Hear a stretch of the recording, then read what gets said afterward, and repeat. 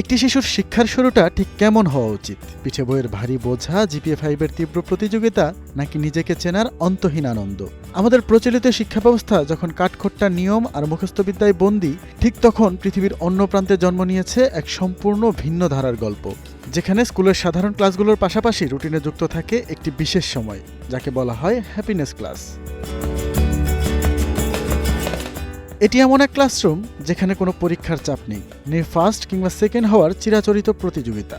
এখানে শিশুরা শিখছে জীবনের সবচেয়ে বড় পাঠ, নিজেকে চিনতে পারা, নিজের আবেগ নিয়ন্ত্রণ করা এবং প্রতিদিনের ছোট ছোট মুহূর্তে আসল আনন্দটুকু খুঁজে নেওয়া। হয়তো এই নীরব ক্লাসরুম থেকেই গড়ে উঠছে পৃথিবীর সবচেয়ে আত্মবিশ্বাসী, সচেতন এবং মানসিকভাবে সুস্থ এক নতুন প্রজন্ম, যার প্রমাণ দেয় তাদের সুখ ও সমৃদ্ধির গ্রাফ। ইউরোপের অন্যতম অর্থনৈতিক পরাশক্তি জার্মানি। বৈশ্বিক সূচকে দেশটির মানুষ তুলনামূলক অনেক বেশি সুখী, সৃজনশীল সংস্কৃতির ধারক এবং প্রযুক্তি ও অর্থনীতিতে বরাবরই সেরা।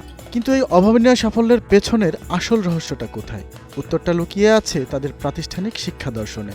সেখানে পুঁথিগত বিদ্যার চেয়ে অনেক বেশি গুরুত্ব দেওয়া হয় জীবনমুখী শিক্ষাকে। প্রতিটা স্কুলে হাতে কলমে বিদ্যা শেখানোর পাশাপাশি শিশুদের প্রতিদিনের চর্চা করানো হয় সামাজিক আচরণ, মানবিকতা, পারস্পরিক শ্রদ্ধা, ধৈর্য এবং বুদ্ধিদীপ্ত জীবনযাপন।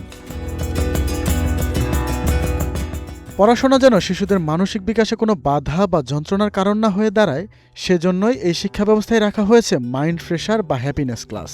একজন মানুষ হিসেবে সমাজে টিকে থাকতে হবে, কিভাবে ব্যর্থতাকে মেনে নিয়ে আবার নতুন করে ঘুরে দাঁড়াতে হবে, তার মনস্তাত্ত্বিক কৌশল শেখানো হয় এখানে। রাগ কিংবা হতাশার মতো নেতিবাচক আবেগগুলোকে পজিটিভ শক্তিতে রূপান্তর করার দীক্ষা পায় তারা এই আনন্দের পাঠশালায়। ফলে শিশুরা পড়াশোনাকে বোঝা না ভেবে একে ভালোবেসে ভাবে, স্বতঃস্ফূর্তভাবে। এবার যদি আমরা আমাদের চেনা পরিবেশের দিকে তাকাই, তবে দৃশ্যটা সম্পূর্ণ উল্টো। বাংলাদেশের অধিকাংশ স্কুলে চেনা ছবিটা হলো পিঠে বইয়ের ভারী বোঝা, সকাল থেকে কোচিংয়ের তাড়াহুড়া আর জিপিএ 5 পাওয়ার এক অন্তহীন ইঁদুর দৌড়। আমাদের শিক্ষা ব্যবস্থা মূলত ফলাফল সর্বস্ব। এখানে মুখস্থবিদ্যায় কে কত বেশি নম্বর পেল তা দিয়েই একজন শিক্ষার্থীর মেধা ও ভবিষ্যৎ পরিমাপ করা হয়। এর ফলে কি দাঁড়াচ্ছে? ছোটবেলা থেকে শিশুরা এক ধরনের তীব্র মানসিক ট্রমা, পরীক্ষা ভীতি এবং একাকিত্বের মধ্য দিয়ে বড় হচ্ছে।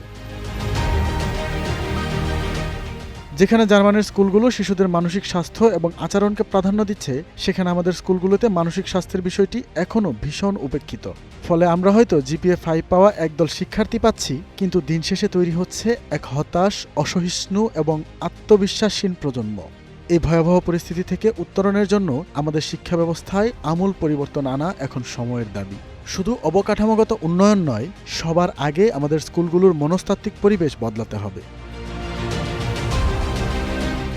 প্রথমত, আমাদেরও প্রতিটি স্কুলে সপ্তাহে অন্তত একদিন বা 1 ঘন্টা হ্যাপিনেস ক্লাস বা মাইন্ড ফ্রেশিং সেশন চালু করা উচিত, যেখানে শিশুরা পড়াশোনার বাইরে নিজেদের মনের কথা বলবে, থেরাপিউটিক গেম খেলবে এবং মানসিক চাপ কমানোর উপায় শিখবে।